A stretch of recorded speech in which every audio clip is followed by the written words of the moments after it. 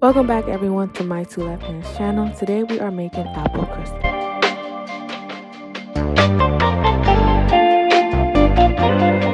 Alright, so all the ingredients will be in the link down below and all the measurements and everything will be down below. But we're going to start off with 2 Granny Smith apples, or whatever apples you'll like.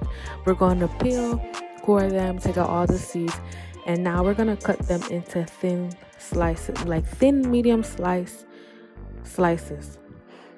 I don't even know if that's the size, but we're going to slice them into thin medium slices, just like this. And now I'm actually using my left hand, so it's really hard for me to cut it up with my left hand, but I'm actually getting like perfect sizes. So cut that up into thin slices. As you can see, I still have like a little bit seeds left, so I'm going to take that out.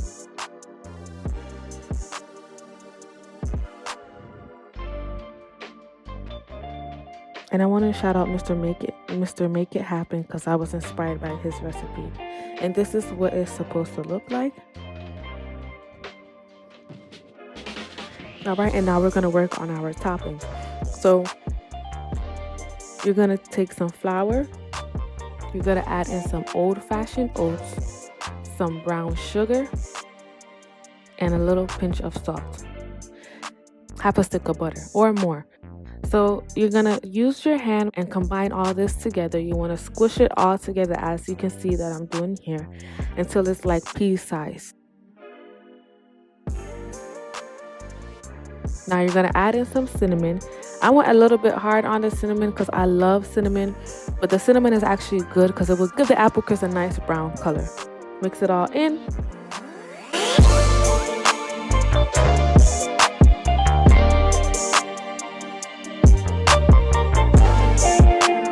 Now we're going to work on our filling. So now we're going to take some flour.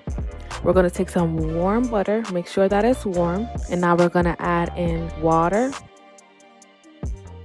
We're going to whisk that all in. And we want to make sure that everything is combined while this is warm. You don't want it to get like really solid. Whisk this in until it's like a paste. We're going to add in some vanilla, some lemon juice, brown sugar. Whisk that all in. And you want to whisk until everything is completely whisked in. We're going to add in our apple slices. And I went back and cut the apple slices in the smaller bite-sized pieces. We're going to combine everything together. Make sure that all the juices and apples is covered.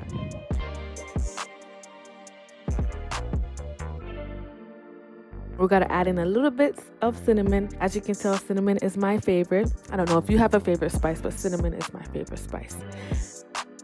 Now, if you haven't done this already, go ahead and preheat your oven to 350 degrees. We're going to take some butter and grease the pie pan. We're going to add in our apples. Add it all in and make sure it's not overflowing. Because when we're baking this, we don't want nothing to overflow, but it actually is going to steam down and cook. All right, pat that all in.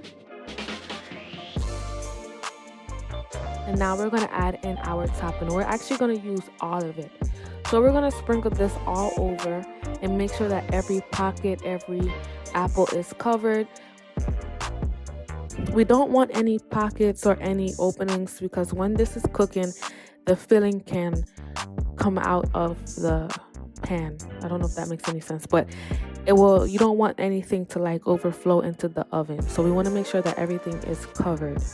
Pack it all in, and we are going to get a little messy right here because I was trying to get the edges, so I do apologize for the mess. Pack it all in, make sure there's no opening. I was trying my best to get everything.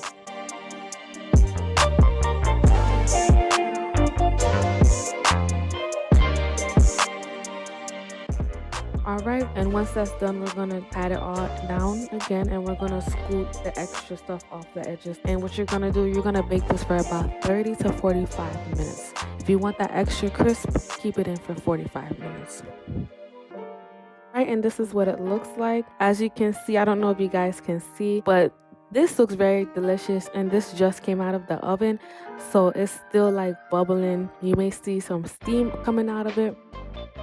I actually had this in for 45 minutes. I also turned up the oven just a little bit. So we're actually going to take a spoon and scoot this out, and we're going to try this. I don't know if you guys can see, but as I'm scooting it out, it is still steaming hot, and that's what you want to do. You want to eat this while it's warm. You can eat it with some ice cream, some whipped cream, or simply by itself, and that's what I did. I want to thank you guys one more time for watching this video, and I also want to shout out Mrmakeithappen. He inspired me to make this video.